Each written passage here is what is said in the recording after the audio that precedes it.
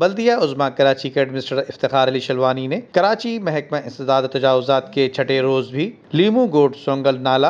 گلشن اقبال ضلع شرقی میں تجاوزات کے خلاف آپریشن جاری رکھا۔ ایڈمنسٹریٹر کراچی کے مطابق سپریم کورٹ کے احکامات پر